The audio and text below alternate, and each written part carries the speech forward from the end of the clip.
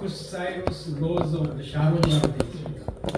이게 분명히 그 이스라엘의 그 유대 지역에 있는 꽃이 어떻게 우리나라에 국화가 됐는지 굉장히 궁금해요. 보니까 그걸 잠깐 얘기를 물어봤는데 그게 이제 단군하고 연관되어 있다는 그 환단고기의 삼성일기하고 원래 그 환단고기를 쓸 때 그걸 쓰셨던 분이 백데이터가 있습니다. 그 데이터가 이제 삼성일기라는 게 있었고 그 다음에 여러 가지 이제 고서들이 있었는데 우리나라에도 저기 진시의 황제 때처럼 그 분서 계류가 2번인가 있었습니다.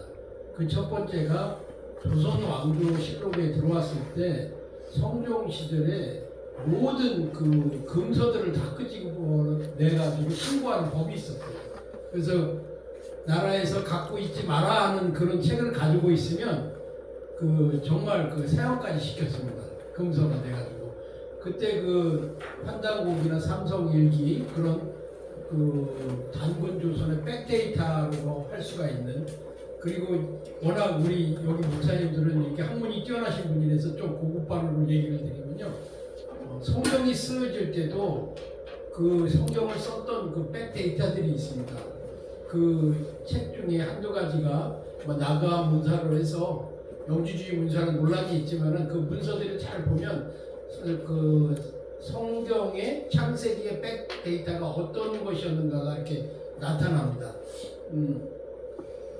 그리고 또 한 번 또 우리 책이 많이 없어진 것은 일제 때 일본 조선 총독부에서 한반도 곳곳을 뒤져가지고 책을 한 20만 권 정도 가져간 걸로 알고 있습니다. 그 책이 그 한국인 그 일본 그 왕가의 천황이라고 표현하겠습니다.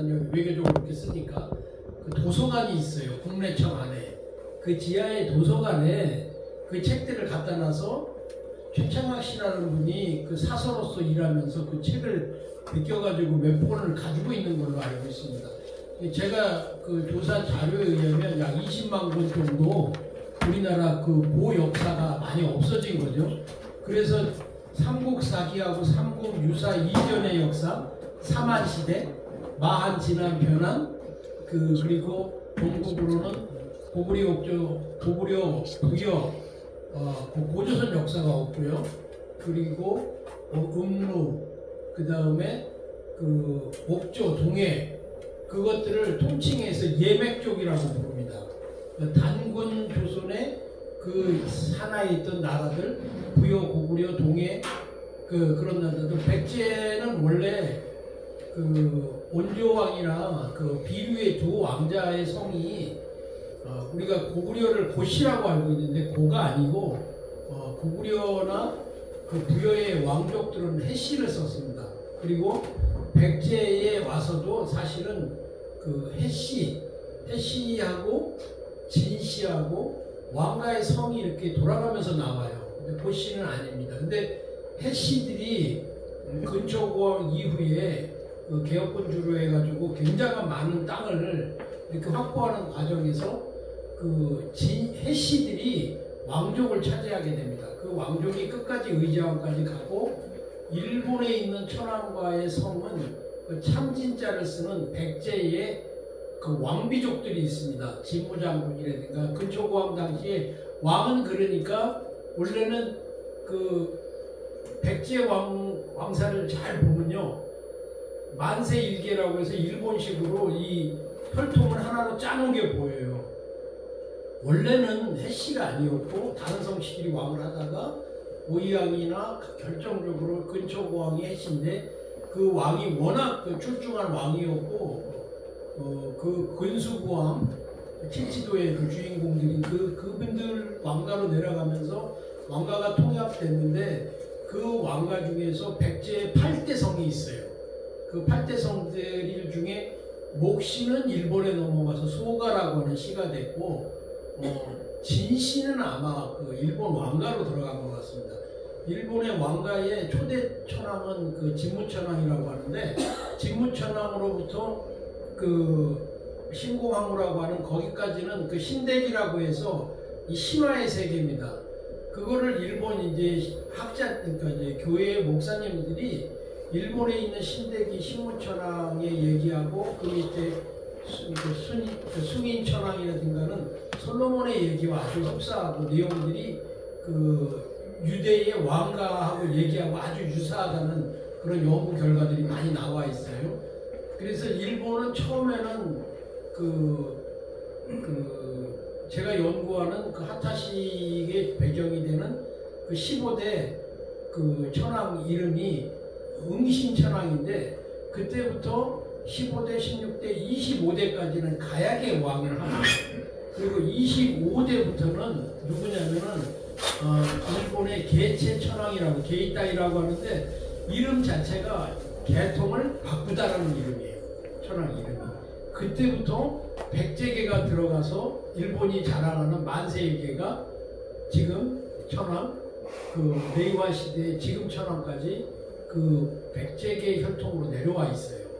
그런데 그 백제계 혈통의 성은 아마 진실 가능성, 참신자를 쓰는 진실 가능성이 굉장히 큽니다. 되게 이주민이라는 게 제가 연구하는 이 하타시라는 일본의 이주민의 그 역사들이 보면 지역을 바꾸거나 다른 나라로 넘어가게 되면 자기들의 그 민족적 정체성은 가지고 있는데 성은 바뀌어요. 예를 들어서 한국에서 뭐 박씨였다 그러면 일본으로 넘어갈 때는 되게 신정 아라이라는 그 성을 씁니다. 그리고 저 같은 홍씨는 도쿠야마라고 덕산이라고 쓰고요. 그리고 저희가 또 그 중국에 있었을 때 저 같은 경우를 드리면 저희는 그 서안 홍씨예요. 중국에서. 그리고 또 올라가면 도남 홍씨로 돼 있어요. 그러니까 이 지역을 이전하면서 유대인들도 이렇게 다른 민족하고 혼혈되는 과정에서 몽고식 이름을 차용하기도 하고요. 한자식 이름을 차용하기도 하고 한국의 그 후속적인 그런 성씨를 또 차용하기도 합니다. 왜 제가 이제 이 히비코스에 대해서 조금 얘기를 드렸냐면 이런 근원적인 문제가 유사하다는 것은 아주 뭐라고 해야 되나 우연이 아니고 필연적으로 누군가 그것을 전달한 사람이 있지 않을까 하는 겁니다.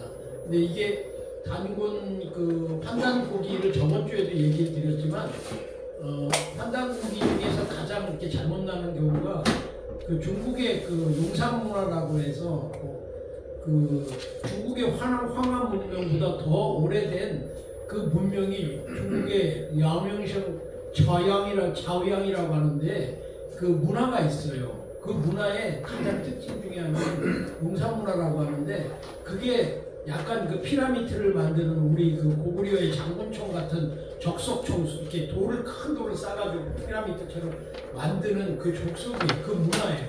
그리고 그 문화의 특징 중에 하나는 옥이 있죠. 옥. 방금 그 옥. 여기 보여주셨던 그 옥을 가공할 줄 아는 그런 문화가 있었어요. 그래서 중국 정부에서 그 용산 문화가 자기네들보다도 훨씬 먼저 문화적인 것이 있었고 거대한 문화를 가지고 있어서 중국 동북공정에서 그걸 아주 금기시해요. 그런데 그 용산 문화가 동이족의 문화라고 해서 한족의 문화는 아니라는 것은 중국의 정명한 학자들도 인정을 합니다.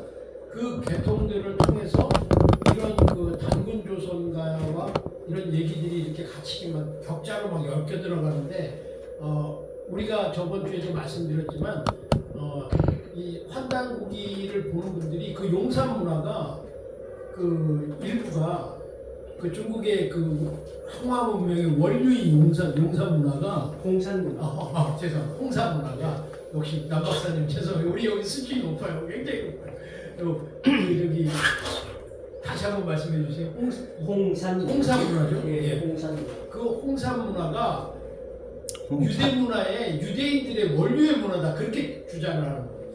그래서 그거는 이 유대인의 조상을 이렇게 정말 우리 거로 하는 이거는 그 일본이 사실 2차 대전 당시에 지금 그 만주 얘기가 여러 번 나오잖아요. 만주에 뭐 나라를 만들어서 아까 목사님도 말씀하셨고 목사님도 말씀드렸지만 지금 시대는 서양의 그 역법으로 한다면 황도 12궁의 물병자리입니다. 이게 뭐냐면은 우리식으로 하면은 증산도의 후천 개벽이라는 거예요. 업사이드 다운이니까 남녀에게 차별과 그리고 이 새로운 그 아주 놀라운 사상들이 발생을 하는 거예요. 그리고 그 지식이 아주 우리 편만하고 빠르게 축적이 돼서 유튜브라고 하는 이게 나중에 정말 우리가 예전에 생각했던 그런 어떤 그 말세 시대에 정말 컴퓨터가 인간을 지배하는 그런 시대로 갈 건지 인간의 손에 밑에 있을 것인지 하나님의 이 세상을 끌고 가심을 잘 보면요. 우리를 기계로 만들어 놓지 않았기 때문에 우리에게 어떤 변화의 선택지를 꼭 갖다 주는 것 같아요. 그 중에서 그것을 어떻게 하나님의 뜻에 맞게 취해서 그것을 어떻게 세상을 이롭게 하고 그 다음 홍익인간 이념이 사실은 굉장히 기독교적인 이념 아닙니까? 세상에. 그리고 일본에서는 이거를 팔괭이루라고 부릅니다. 전 세계를 돌아다니면서 이렇게 한다 그러는데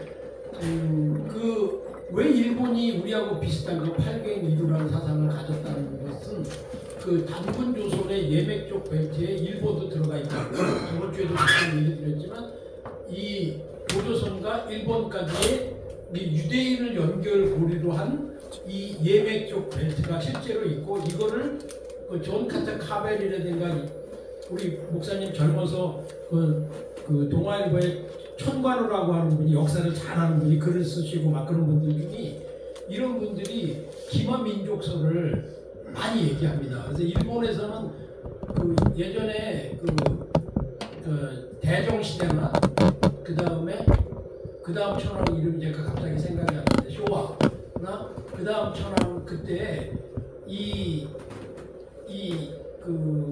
이제 신격화를 하는 과정에서 유대인들과 자기들이 동조한다는 그런 설이 강력하게 이어서 사실은 어떤 일이 있었냐면 삼국 간의 동맹이었잖아요. 이태리하고 독일하고 일본이 동맹이었는데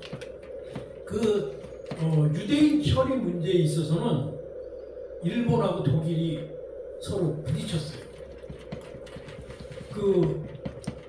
독일은 멸절을 해야 된다고 봤고 일본은 유대인을 멸절할 필요는 없다. 유대인들이 가지고 있는 그 경제력과 이런 비상함들을 이용하는 게 낫다. 그래서 1936년도에 만주에 이런 계획이 있었습니다. 육화연합이라고 그래서 이제 오적 연합이라고 그래서 당시에 이제 조선, 몽고, 중국, 일본 5개 민족을 만주에다가 국가를 만든다고 해가지고 청나라의 마지막 황제를 푸이게를 데려다가 왕을 시켰죠. 그리고 원래는 한 민족이 더 있었는데 그게 유대인이었어요. 육족 연합을 시키려고 했었어요. 그래서 관동군의 정보사령관 별세계 기구찌라고 하는 장군이 당시 36년에 만주에서 하얼빈에서 이 전 세계 유대인 대회를 개최합니다. 그래서 개최해서 일본은 독일과는 입장이 다르다. 우리는 유대인과 당신들과 협력을 하기 위해서 하겠다. 그래가지고 그 당시 실제적으로 근데 제가 지금 말하면서 갑자기 하나 느껴진 게 있는데 단군의 땅에다가 다시 그 나라를 만들려고 그랬어요. 이게 꼭 일본이 잘했다 못했다 하는 것이 아니라 흑룡강성 지역에다가 원래 이스라엘에다가 할 것인지 그 중에 하나가 예비 후보지가 지금의 흑룡강성 만주 지역이었어요. 거기다가 유대 나라를 다시 만들려고 했어요. 그 연고가 거기까지 제가 그 뒤로는 제가 깊이는 못 들어가 봤어요. 왜 거기에 연고 기지를 했는가? 일본 제국주의들이 그러니까 한마디로 유대인을 이용하고자 하는 생각이 있었던 거예요. 그래서 더 나가버려가지고 일본이 유대인보다 뛰어나 거기까지 가버린 거죠. 그런 오류를 우리 지금 산당 고기에 그쪽에 기독교인들이 많이 들어가 있습니다. 그거 아시죠? 왜냐하면 이 예수 믿는 사람들의 어떤 유전적인 특징들이 우리가 성경에 나오는 것처럼 아담과 하와의 그 족보 얘기부터 구약 신약적 족보로 나가잖아요. 이것이 우리 민족하고 유대 민족이 아주 유사성인데 자기 근본에 대해서 이렇게 궁금해하는 그 하나님이 그런 유전자를 집어넣어 준 것 같아요.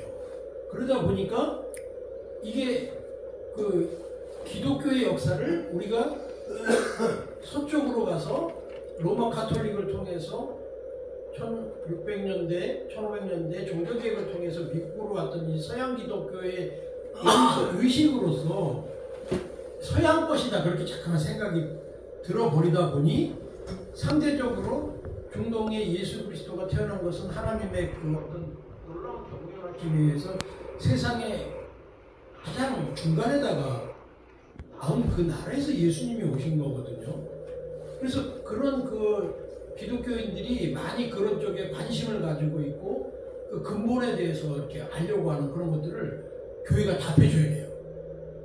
그리고 더욱더 정확하게 얘기해서 하나님의 역사가 하나님이 참 진리시면 그분의 역사 또한 참 진리시고 그분의 역사 동안 분명히 남아있을 것이고 그 반대 세력인 악한 마귀의 그 역사들도 그대로 내려왔을 것이라는 게 항시 저는 그 양면을 같이 봐야지만이 사람이 어떤 그런 진리를 위해서 깊게 들어갈 수 있는 첫발이 시작돼요. 그래서 제 개인적으로 환단고기를 연구하는 사람 그런 분들하고 많이 얘기를 해보려고 하는 이유가 있어요. 왜냐하면 그런 그 안에 결정적인 어떤 것들이 밝혀지지 못함으로 인해서 우리 민족이 그 단군 자손이다 그런 것들이 이제 우리의 국조에 그런 것들로 돼 있기 때문에 이렇게 약간 트위스트 되어버리는 경향이 생겨요. 그래서 나중에는 그 단안이나 도화 그런 데로 빠져버리더라고요. 저번에도 한 번 오셨던 분이 제가 나중에 나가서 얘기를 해봤더니 조기철 목사님 친척 되시는 것 같은데 지금은 이제 도학에 빠지신 거예요. 근데 진짜 조기철 목사님 친척분이라고 하시더라고요. 목사님. 네, 맞습니다. 네. 그래서 우리가 진리를 목말라 하는 사람들에게 예수님께서 진리가 너희를 자유케 하신다고 그랬고 예수님은 거침이 없으셨거든요. 질문하는 것들에 대해서 질문하지 말라고 그랬지 않았어요. 예수님께서는 히브리의 탈무드적 그대로 말씀을 가르치셔요. 그래서 예수님이 유대인이고 그 제자들이 유대인인 거예요. 그 유대인의 백데이터에 근거해서 말씀을 전하신 거고 오직했으면 개들에게 복음을 전하지 말라고 이렇게 얘기를 하실 수밖에 없는 골수 유대인이셨다는 거예요. 그 유대 배경에서 그런 것들을 볼 줄 알아야 돼요. 그것들이 유대인들의 그 문화는 이 근본을 찾게 되는 거거든요. 그래서 이 욕단의 얘기는 제가 맨 나중에 합니다. 욕단의 얘기를 하면 잘못하면 이게 우리가 그 환단고기가 얘기하는 우리가 바로 유대인의 조상이다 바로 붙어버리더라고요. 그래서 그 유튜브 중에 아주 구독자가 많은 그 기독교를 우호적으로 얘기하면서도 기독교를 초고대사를 공부했던 사람인데 그 사람은 그 기독교에 대해서 굉장히 아주 고도로 깔 줄 아는 거예요. 굉장히 그 지혜가 그러니까 이 시대 사람들이 그 다니엘서에 있는 것처럼 지혜가 저는 이제 이 말을 복합 중충이라는 말을 쓰는데 한마디로 유튜브의 문화 시대에 들어온 거예요. 모든 지식이 이렇게 쌓이는 게 아니라 이렇게 쌓이는 거예요. 그러다 보니까 이 엄청난 지식의 축적이 돼 있어서 정말 우리가 앞으로 복음을 전하면서도 그리고 진리는 절대로 변개될 수 없어요. 그렇지만 이 세상에서도 세상이 바뀌었다고 하는 이 시대에 있어서 정말 지혜롭게 하나님의 말씀을 전해야 될 필요가 있습니다.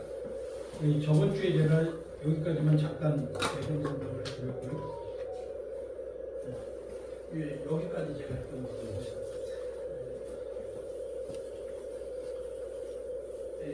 요거를 제가 나중에 설명해 드릴게요. 아주 놀라운 얘기입니다. 근데 좀 더 깊게 가야 됩니다. 여기까지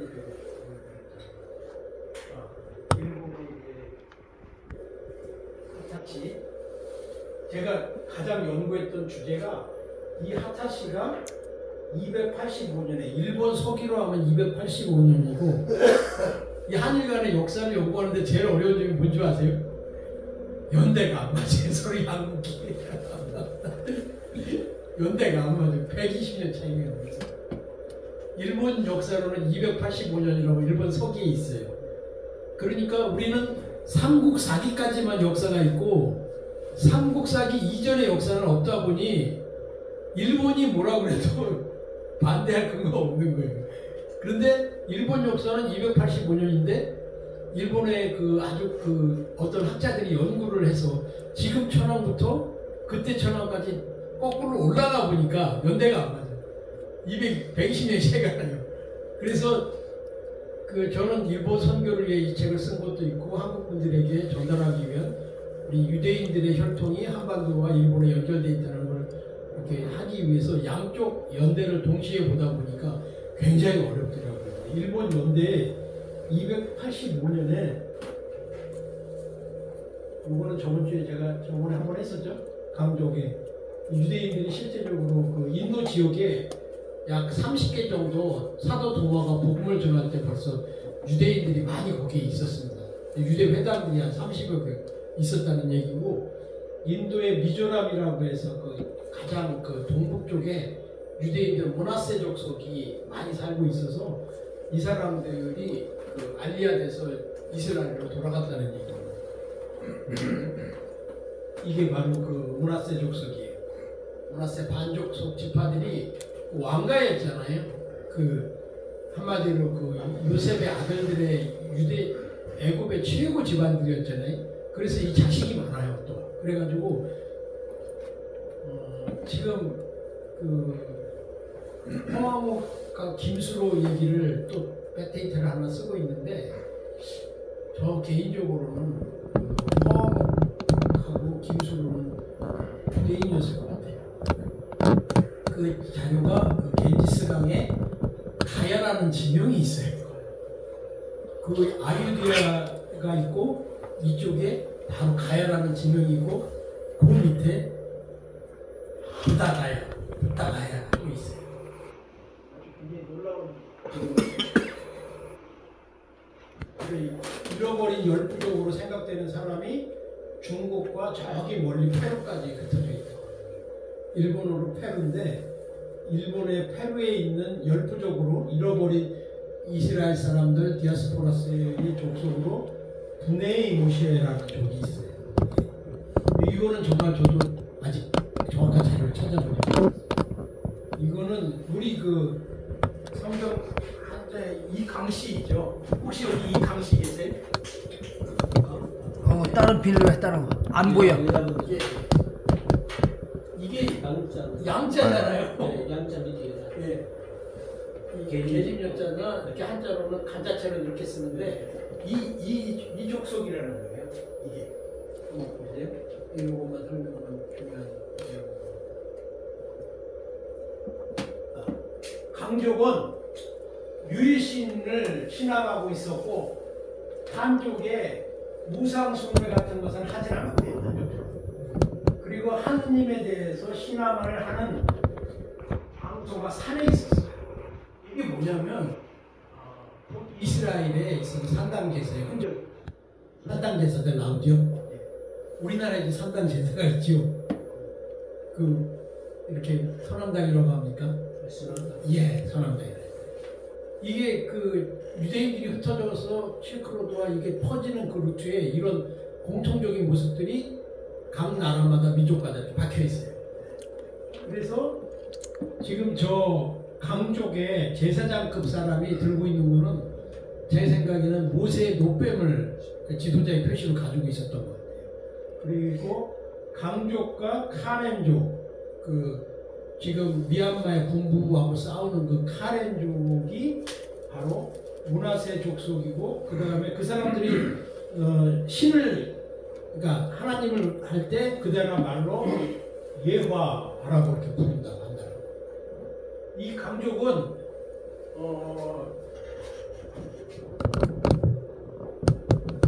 이 진나라의 선도 민족이에요.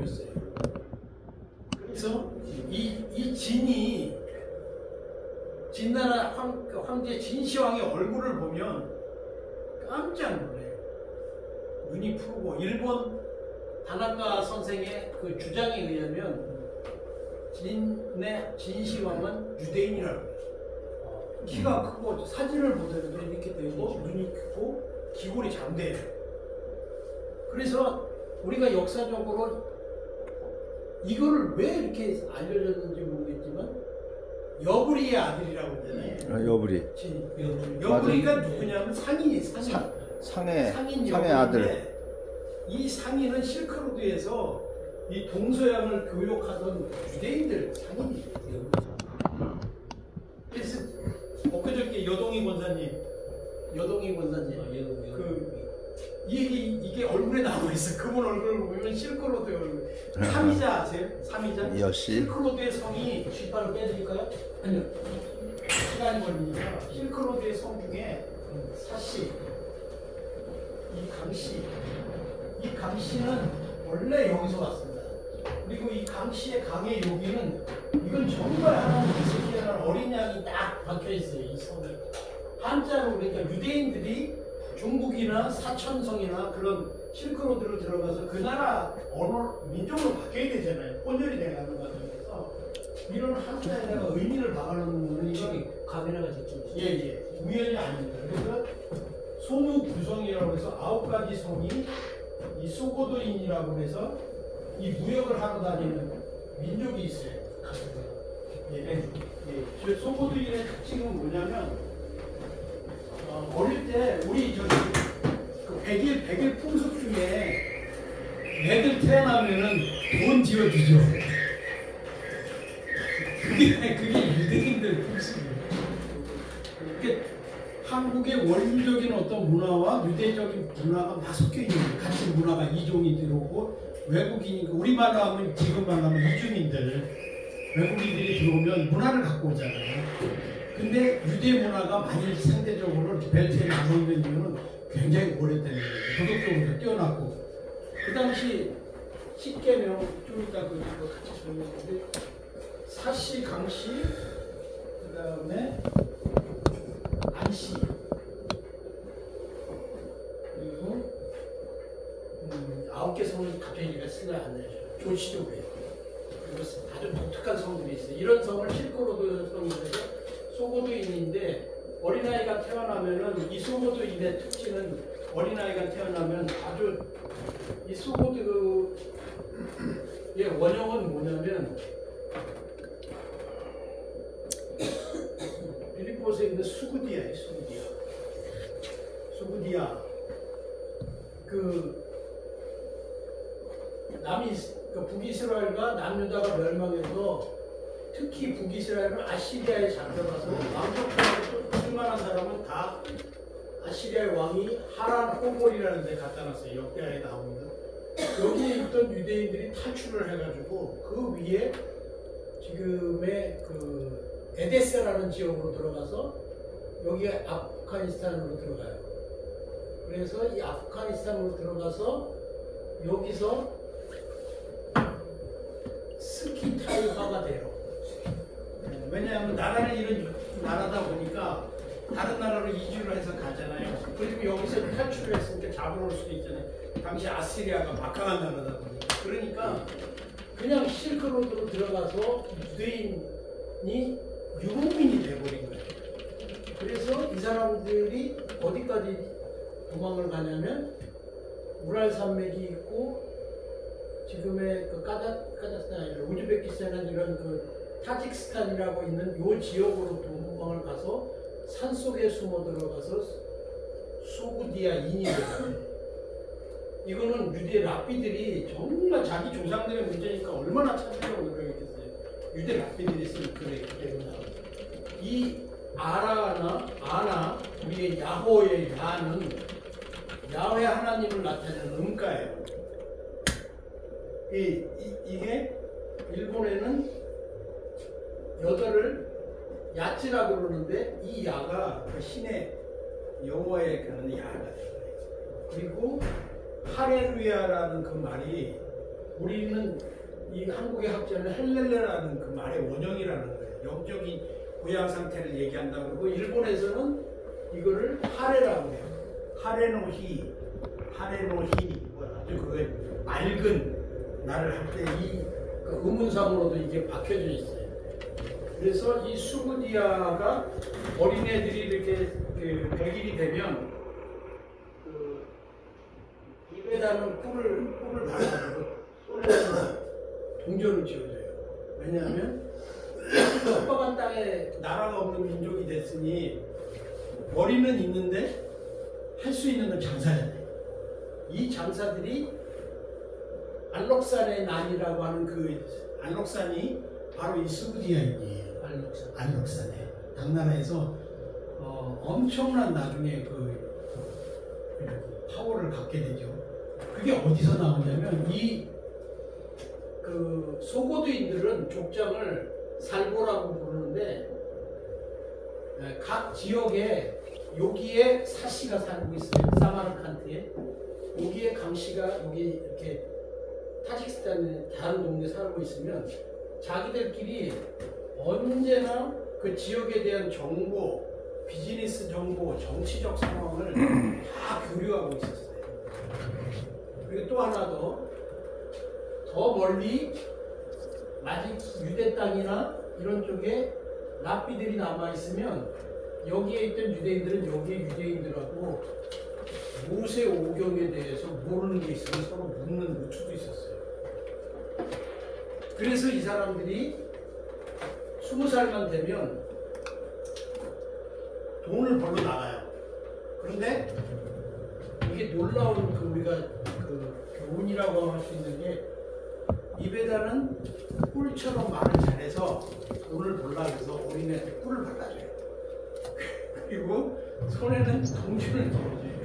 돈이 들어오면 절대로 놓지 말고 잡으라고 그래가지고, 그리고 고향이 20살이 돼서 부모 곁을 떠나서 실크로드의 장사고로 들어가야 되잖아요.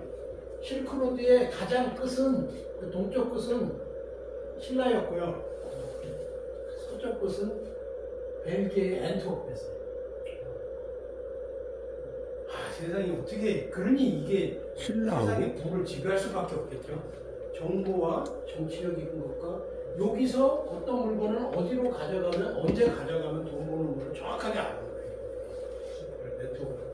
이게 저는 한국 교회에서 지금 목사님도 얘기했지만 우리가 가장 회복해야 될 게 큰 교회, 작은 교회, 돈 있는 교회, 작은 교회, 권력이 있든 아니든 이건 있으면 몇 년 안에도 다 날아가요. 더 큰 세계상이 있다는 거예요. 그런데 만일 작은 자나 큰 자나 정말 하나님이 사도행전 2장에 말씀하신 것처럼 큰 교회 목사가 능력이 없습니까? 큰 교회 목사보다 능력이 없었습니까? 누가 하셨어요? 이 하나님이 수천 년을 통해서 한국을 준비해 놓으셨다가 이게 때리셔서 이게 부흥을 일으켰고 20-30년 고생해서 뭘 고생했다고 치자고요. 그렇지만 120년 들어도 선교사보다 고생했겠어요? 이건 하나님 거예요. 다 기본적으로 다 나눠 가져야 돼. 그렇지 않고서는 다 그냥 스스로 자기의 이거 구조에서 이렇게 깔아줄 수밖에 없고 더 큰 세상의 변화의 물결에 그냥 휩쓸려 간다는 거예요. 세상에서도 똑똑한 사람이 황도 12궁의 물병자이다. 새로운 세상이 왔다는 게 뉴 테크놀로지 하나로서 수십 조를 만들어냈던 시당이 와서 지금 가장 필요한 것은 공동체를 해결하는 거예요. 유대인들의 이런 놀라운 생존할 수 있었던 놀라운 이 공동체. 여기서부터 어떻게 엔터프에 여기까지 비단 하나를 가져가면 여기서 뭐가 된다고, 그리고 언제 가져가나 그런 것까지도 서로 얘기를 하고, 주의 씨가 주얼이라는 말이 이 주의 씨에서 왔습니다.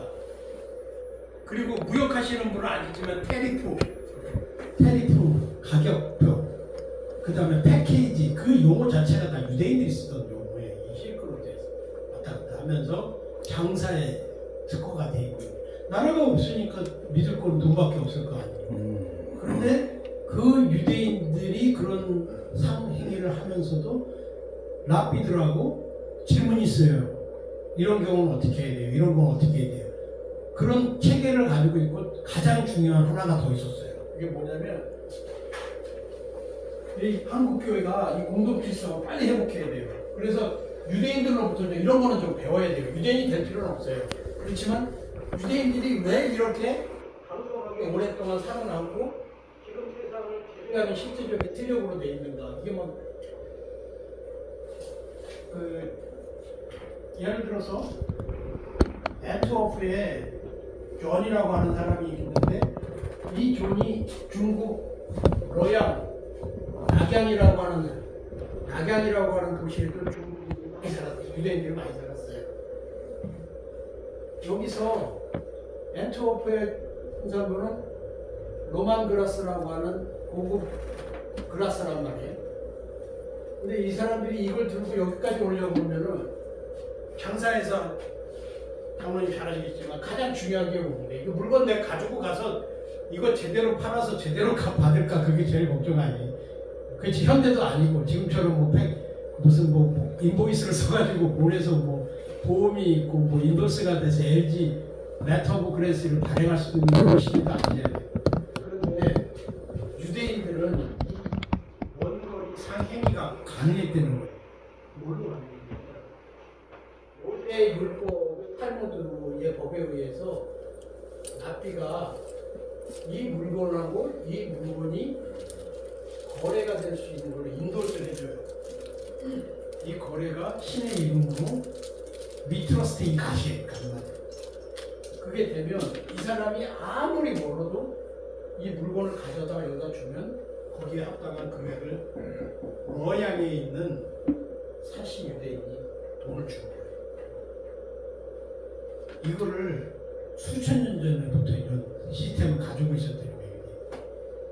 그냥 이렇게 막 너무 유튜브 많이 보지 마세요. 유튜브에 이 사탄의 계략도 들어가 있어요. 사람들은 막 그 앞뒤 전후를 얘기를 안 하고 그냥 유대인만 하고 막 그렇게만 얘기해놨어.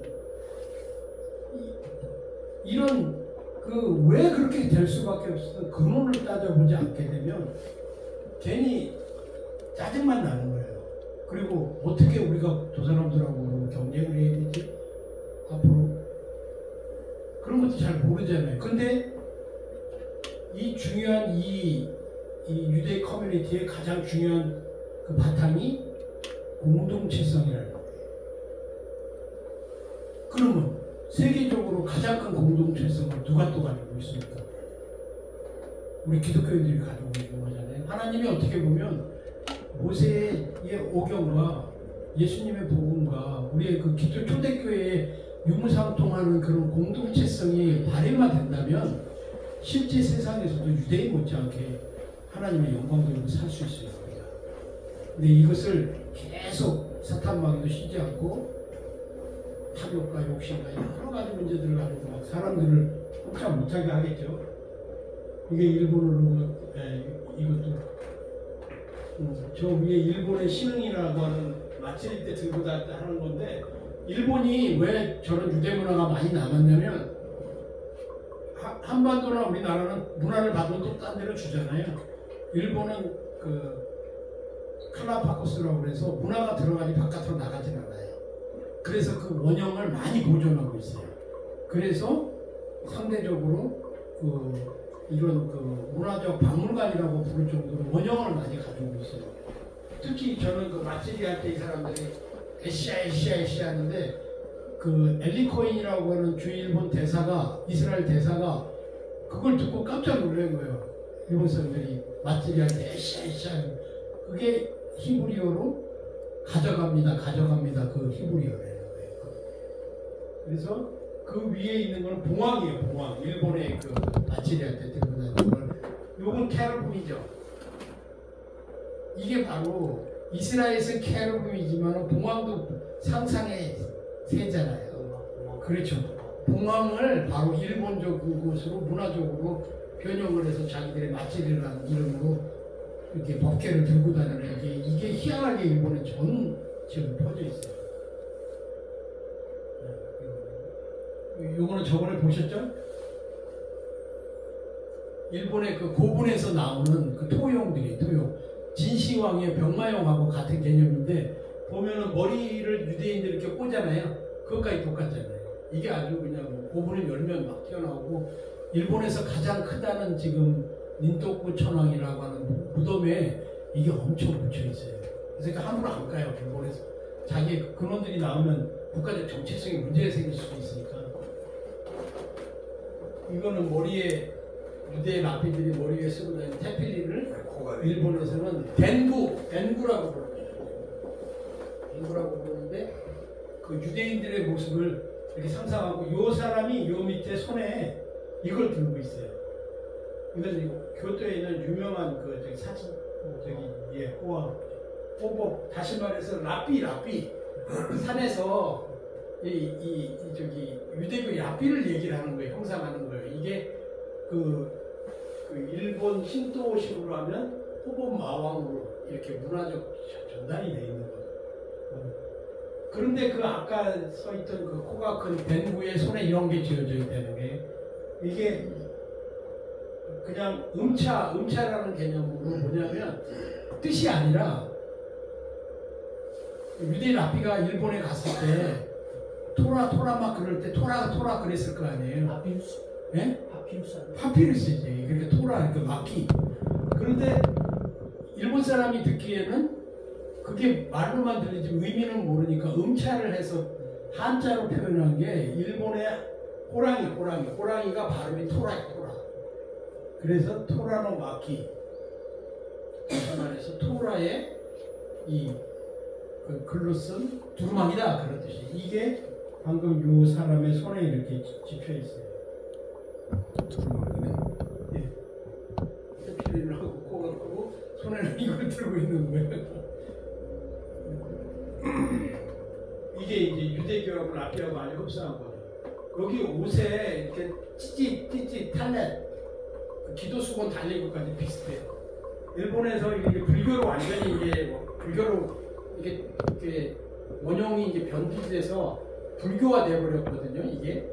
근데 아직도 이런 유산은 남아 있어요. 일본의 야마부시라고 해서 산 속에 사는 종교 집단이라고 해야 되나 이게.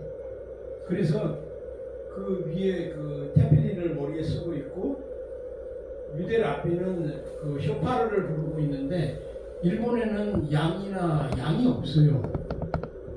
그리고 이렇게 내기 그게 없어요.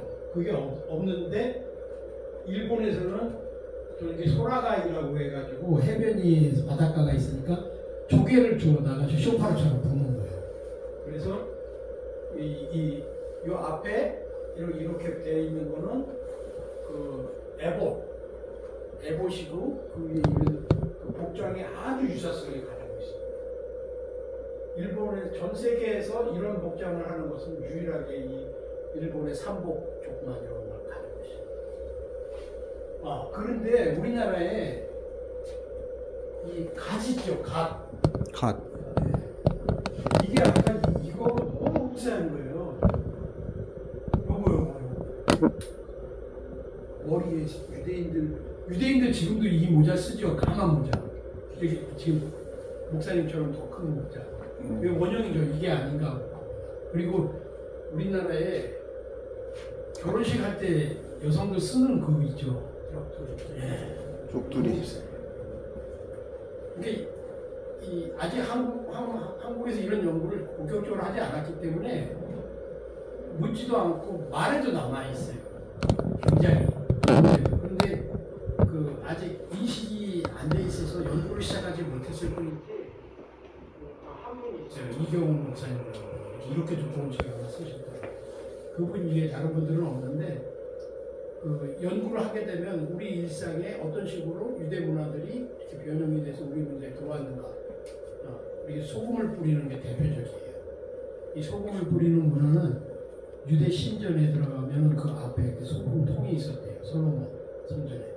그래서 이렇게 사람을 깨끗하게 정화하는 역할로 소금을 썼다는 거예요. 우리도 그 소금이 그런 역할을 하지 않을까요?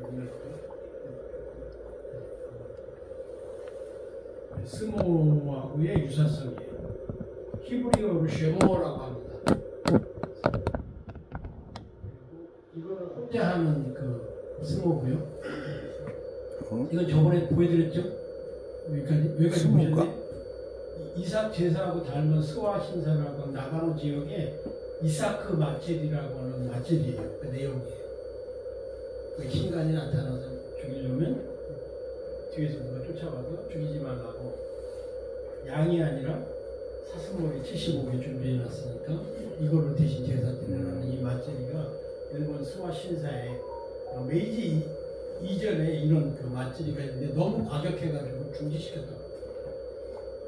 이건 특히 그 스와 신사가 있는 나가노 지역에 그 산의 이름이 이 맛제리를 하는 산의 이름이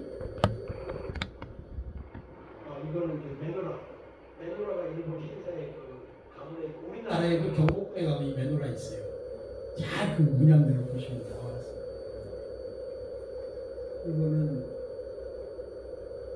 지금 아까 이상 마치리가 하고 있는 산의 이름이 모리아예요. 모리아 일본 말. 여기에서 7월 2일 날 노아의 그 배가 표착되는 행사처럼 그런 행사를 한답니다. 요건 대동강에서 발견된 고조선 시대 히브리어 가석의 와당이라고 해서 국립박물관에 전시돼 있다고 했었습니다. 이게 잠언을 지휘하는 자가 통치하라는 말은 고히브리어예요. 히브리어는 한 7가지 돼요. 시대마다 조금씩 달라요. 그래서 고히브리어고 요거 다음에 보면 한족속과 연관된 얘기가 나와요.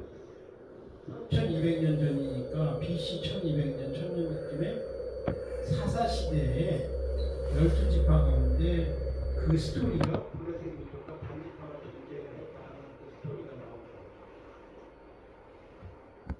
이게 그 고조선 지역이 있었던 남란이나 그런 지역에서 나오는 와당들에게서 이런 그 민족들이 있다는 거죠. 진짜. 이거는 일본의 그 신사에서 쓰는 글인데 이스라엘의 이 원형이 있습니다. 이거는 특히 일본어 동사가 히브리어로 가슴 잡다, 도루 그러면 히브리어도 토루입니다. 동사형이 유독히 많아요. 이거는 그 동사나 일본형이나 그 다양한 일본어와 한국어. 그래서 일본어와 한국어와 히브리어를 동시에 비교하는 분이 계세요. 그러면 그 원형들이 나오게 되고 상당히 유사한 단어들이 많이 나옵니다. 그거를 산스크리트는 타미르의 영향이다 하고 다양하게 얘기하는데 일본의 그 해안경을 예루살렘이라고 표시하고 요거는 일본의 보물 뒤에 적혀있는 히브리어로 적혀있다는 일본의 그 철학이 바뀔 때마다 이렇게 히브리어의 요드라고 하는 요드처럼 보이는 고곡이라는 거하고 야타노 가감이라고 해서 총동 거북이 뒷면에 저런 신대 문자인지 고히브리어가 적혀 있는데 그 뜻은 어떤 분은 I am the God이라는 그런 식으로 해석합니다.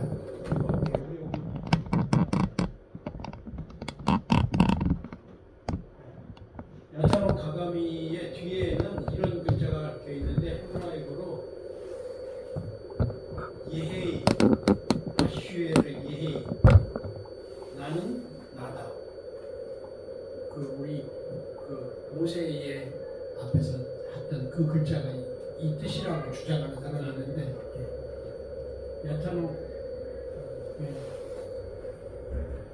이게 이 글자를 이제 아직까지 이 글자를 해독한다고 신대 문자는 얘기도 있고 고히브리어라는 얘기도 있고 아직까지 답변 못한다. 광야에서 쓰던 이런 성막이 구조가 비슷해요. 지성도와 본성도가 이렇게 다 나눠져 있어요. 그리고 저기 히로 이노라고 해서 신사 앞에 가면 일본에는 사자상이 있어요. 희한하게. 이거를 지금 백견이라고 썼죠? 여기 사자상이 있어요. 일본의 신사에 가면. 근데 이게 그러면 뭐가 같으냐고 성막으로 보니까 지금은 없어진 솔로몬 시대 성전 앞에 유다 라인이라는 그 이름으로. 근데 그 성전은 없어져 버렸잖아요. 그 원형을 그러면 어떻게 알았느냐? 유대 랍비들이 전승되어 오는 그 기록에 의해서 사자가 있었어요. 그러니까 이게 뭐냐면 원형을 본따서 만든 일본의 이런 모습들은 남아 있는데 원래 원형은 없어져 버린 거예요. 예. 그러다 보니까 역으로 일본이 이런 쪽에서 연구하는 데 굉장히 도움이 되는 거죠. 그 원형이 여기 있으니 이걸 거꾸로 찾아보면 고문서에는 솔로몬의 그 성전 앞에 사자상이 있을 거예요. 특이한 일본의 스모에 이런 것들이 많이 남아 있습니다. 삼각형 이게 이 일본에는 유대교만이 아니라 하타시라고 하는 그 예루살렘 교회 후손으로 생각되는 그 동방 기독교인들도 많이 들어갔기 때문에 무의식적으로 그 코드를 심은 거예요. 엄청 일본에. 근데 그 삼위일체가 많아요. 이 신사에도 삼위일체를 형상하는 신사들이 있더라니까. 이게 그런 이 삼위일체를 나타내는 미즈노와 삼위일체 형상이에요. 유대인들의 특징, 키가 크고 의복을 정결하게 하고 특별한 말을 쓰고 특별한 풍습을 가지고 있고 왕은 말을 타고 다니고 굉장히 높은 문화를 가진 것으로 일본에서는 당시 유대인들을 보고 이런 식으로 적어놨다는 거예요. 이거는 이날이라고 하는 게 INI 이날이 예수님 그 제목으로 적혀 있는 그 INNI를 한자로 차용을 하면 이날이가 돼요. 그리고 그렇게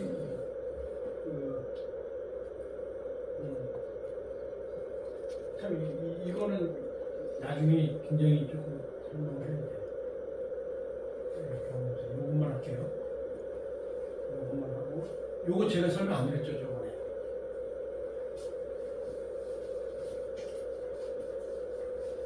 혹시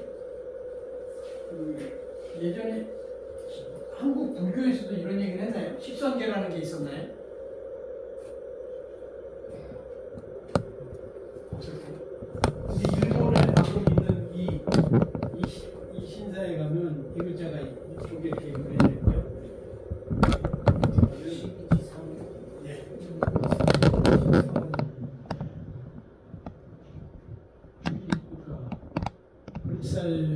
불살생, 불륜, 도, 음란하지 말고 도둑질하지 말고 이런 십선계라는 게 저런 그 신사에 이게 다 있어요.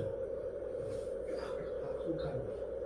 근데 저는 이거 봤을 때 가장 제가 궁금했던 게 저희는 기독교인이니까 당연히 십계명인데 왜 십선계는 뭐지 하고 근데 내용도 비슷해.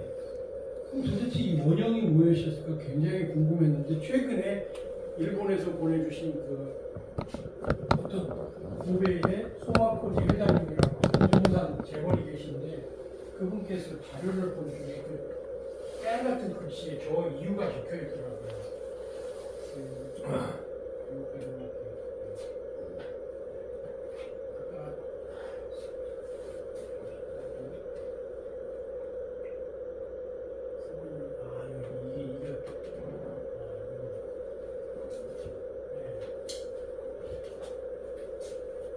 도마가 AD 42년하고 AD 69년에서 72년 사이에 두 번 한반도로 왔다는 게 조국현 목사님의 주장이에요. 첫 번째 왔을 때 되게 도마가 다닌 곳은 여기가 가서 유대에서 출발을 해가지고 이렇게 가서 페르시아, 터키아, 박테기아, 인도의 그 쿠샤랑으로 들어가서 여기 인더스강이에요. 겐지스강인데 25세기경에 인도에 아주 걸출한 인물이 두 사람이 나타납니다. 하나는 석가모니고요. 부다마시타테고 하나는 선불교의 시종인 달마가 나타날 거예요. 이때 인도의 상황은 아주 그 전통적인 그 힌두교가 꽉 잡고 있었던 세상이었죠. 지금도 좀 대책이 없잖아요, 인도에. 이런 그 당시에는 그 남편을 따라 같이 죽어야 돼요. 불구덩이 들어가요. 힌두교 석가모니 근세까지도 들었어요, 힌두교가.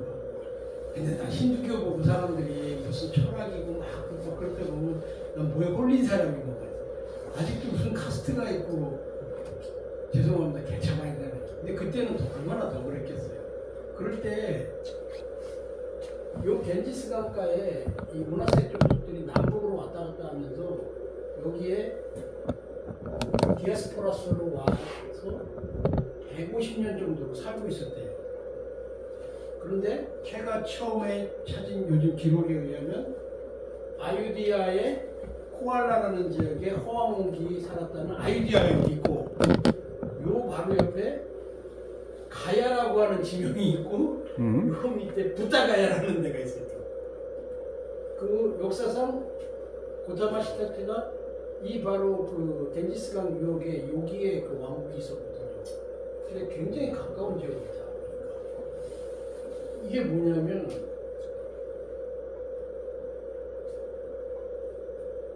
어떤 그 너무 그냥 지금이잖아요, 목사님. 너무 한국교회 엉망이잖아요, 엉망진창이잖아요. 그러면 누군가 하나님을 사랑해서 정말 그 원형을 찾기 위해서 액티비티를 하든지 뭘 할 거 아니에요. 그러면 성경으로 다시 돌아가든지, 야 성경에 어디 교단장이 어디 있고 30억 쓰면 떨어지고 40억 주면 분야하고, 우리가 하나님으로부터 자유스러움을 받은 형상인데 의문을 갖고 의문을 갖는 것으로 끝내겠습니까? 정말 하나님의 백성이라면 진리를 위해서.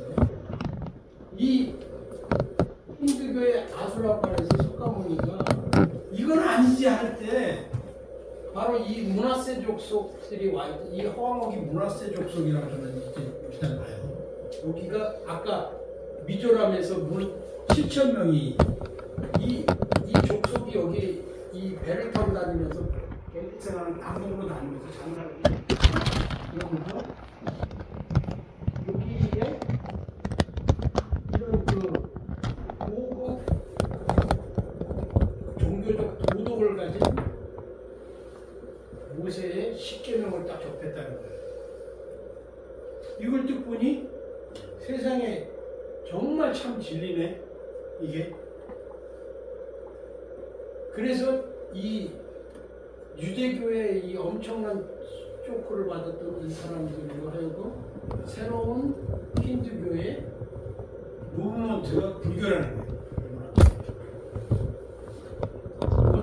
정말 그 종교적 갈등도 엄청 날 수가 있는 얘기고, 그렇지만 학자로서 그 오랫동안 연구하셨던 분들의 그 책들에 나온 거니까 소개는 제가 합니다. 그래서 제가 의문이 하나 풀렸어요. 제가 그 페이스북에서 이렇게 종종 이렇게 글로 얘기를 하는 과정에 이 대전에 박영록 씨라는 분이 있어요.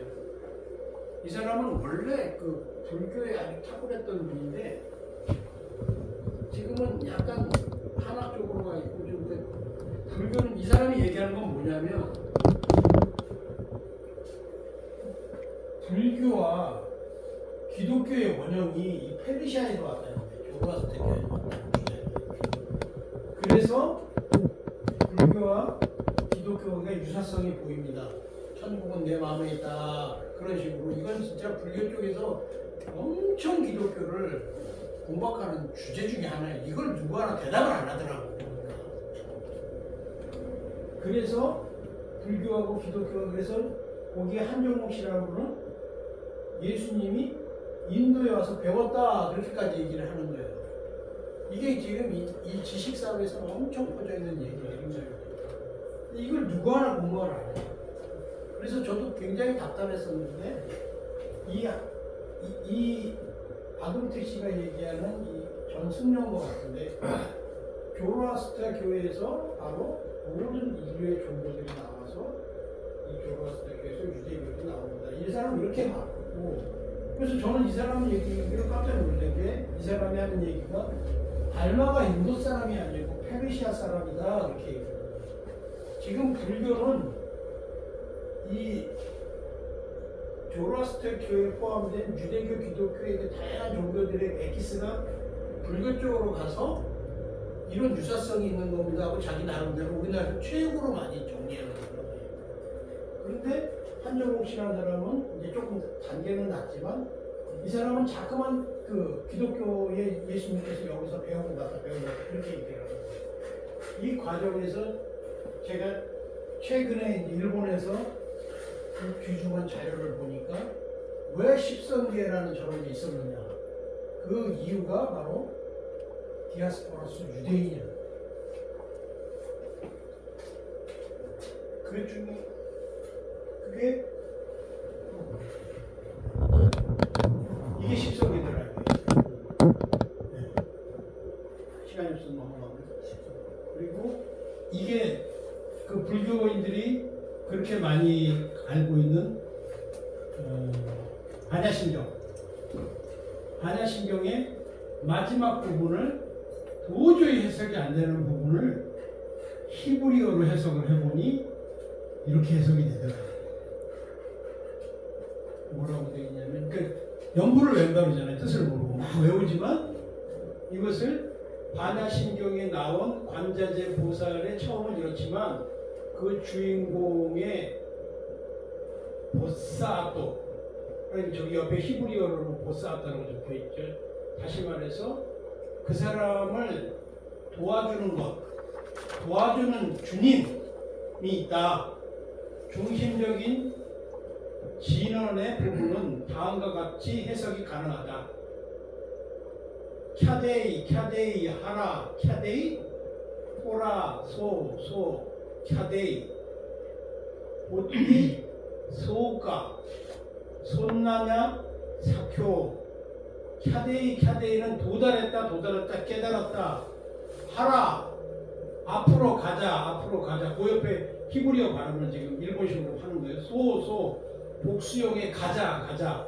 앞으로 나아가자.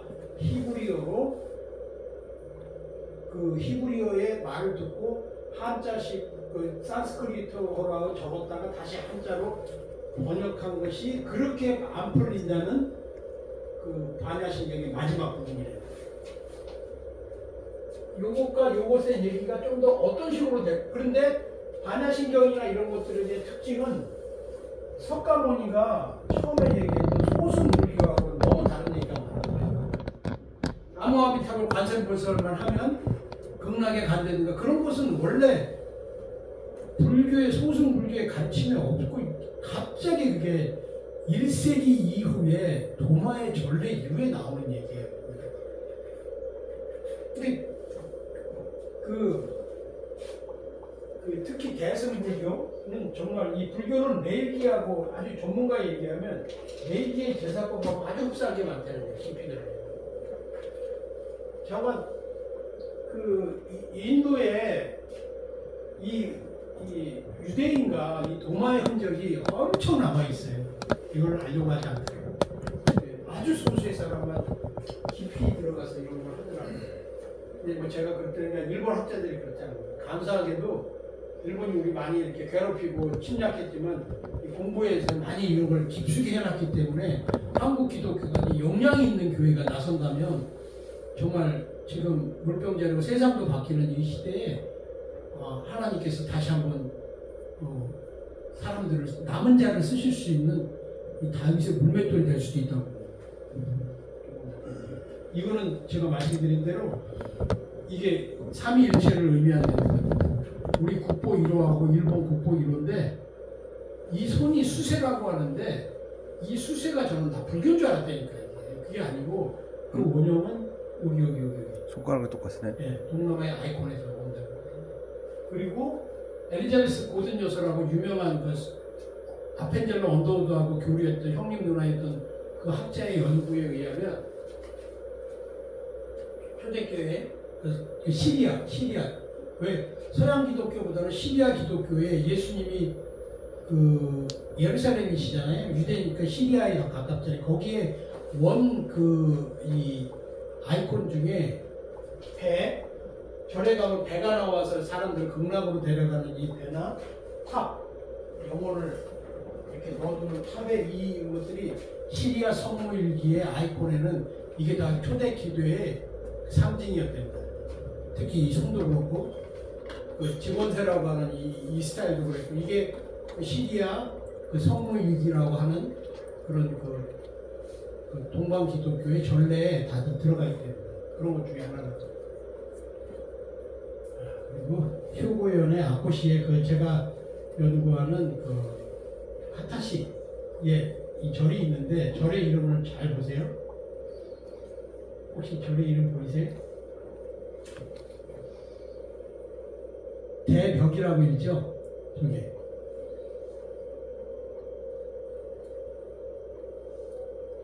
그 벽자 옆에 문자를 달면 중국어 성경으로는 이게 데이비드입니다. 데이비드. 다윗. 네, 다윗. 다윗인데 이게 일본에 상당히 많이 퍼져 있어요.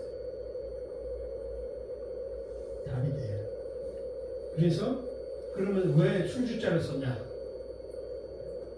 이렇게 발음을 다르게 해서 또 저런 식으로 자기들의 그 정체도 숨기고 자기의 정체성도 지키고 그러는 거예요.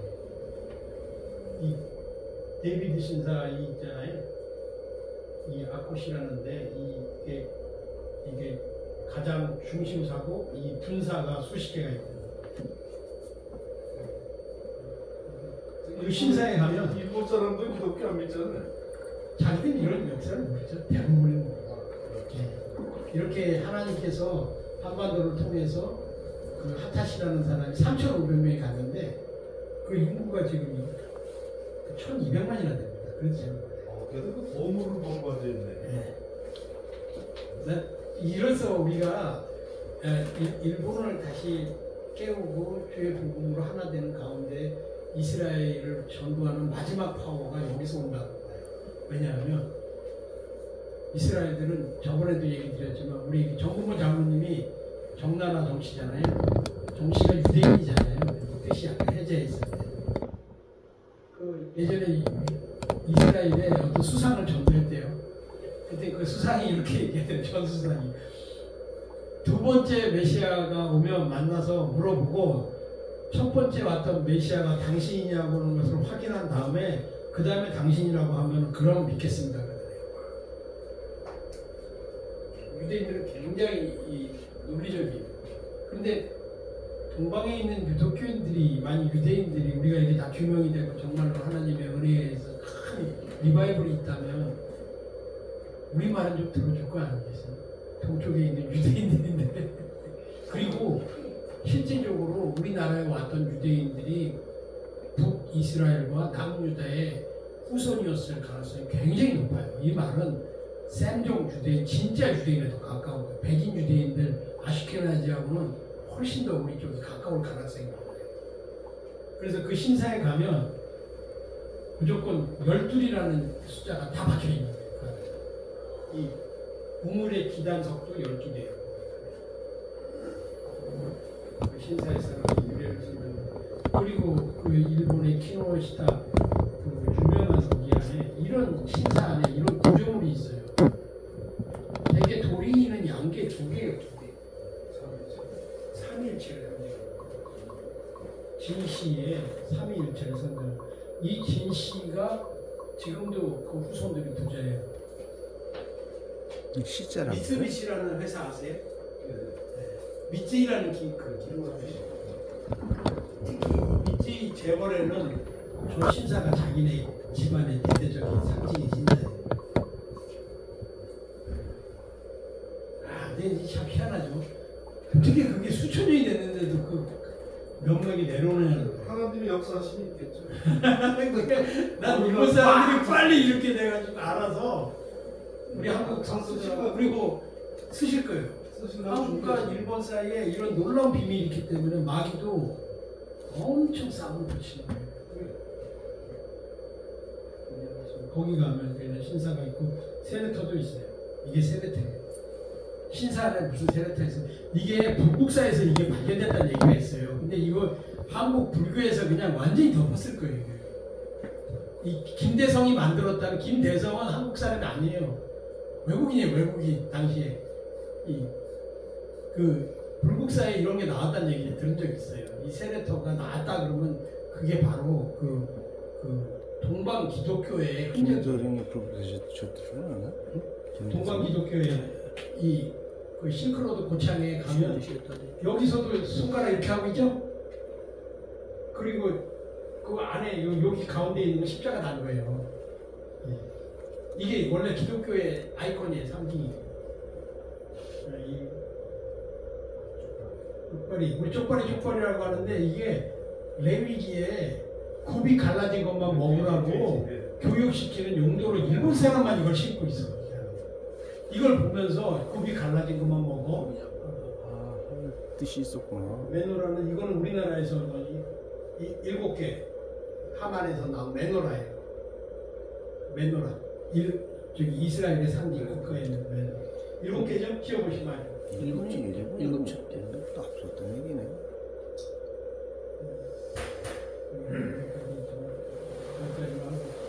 요것만 마지막으로 할게요. 샤몬 3,000여 개의 샤몬이라는 게 있었고, 원자, 지근, 대지국이 있죠. 로마에서 온 종교인들 3,000명이 있었다는 기록인데, 러양 가라키라고 하는 가라키에 나온 얘기인데, 저게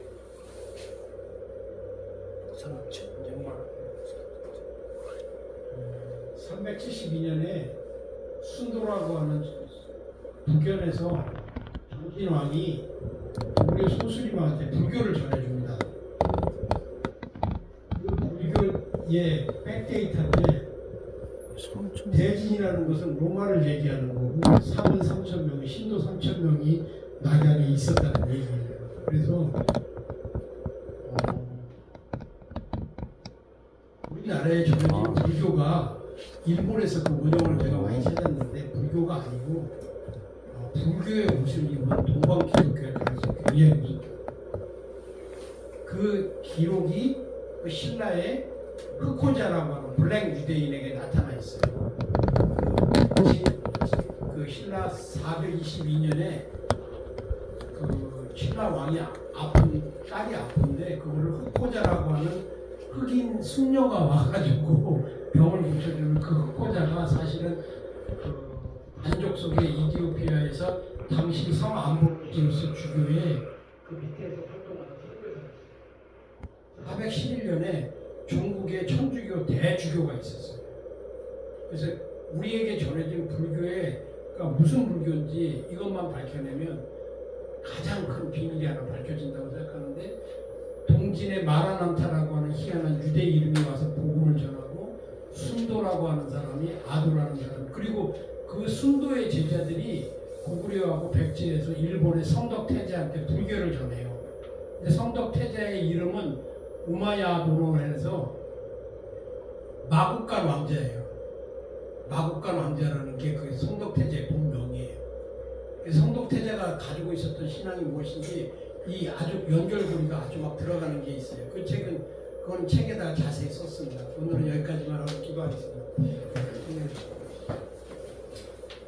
하나님, 오늘 이렇게 얘기들을 나누게 하시면 감사합니다. 특히 이 무궁화 교회가 굉장히 중요한 것 같습니다.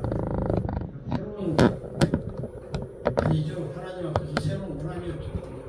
당신의 그 히스토리가 드러나는 이런 것들을 담을 수 있는 그런 시대가 하시고, 또 이것을 통해서 그냥 지식의 만족으로 끝나는 것이 아니라 왜 만세전부터 하나님께서 이런 역사들의 흔적들을 우리 돌아보고 알게 하셔서 찾아가게 하셨는가에 대해서 주님, 우리 이 무궁화 교회를 통해서 가장 하나님의 그 성품을 나타낼 수 있는 무궁화 교회였습니다. 하나님 알게 하시고 공부할 수 있는 기회를 더욱더 열어주셔서 부족한 종이 더욱더 하나님의 뜻을 나타내고 같이 무궁화 교회를 통해서 이런 움직임들이 일어나게 하여 주시옵소서. 감사드리며 예수님의 이름으로 기도합니다. 아멘. 아멘.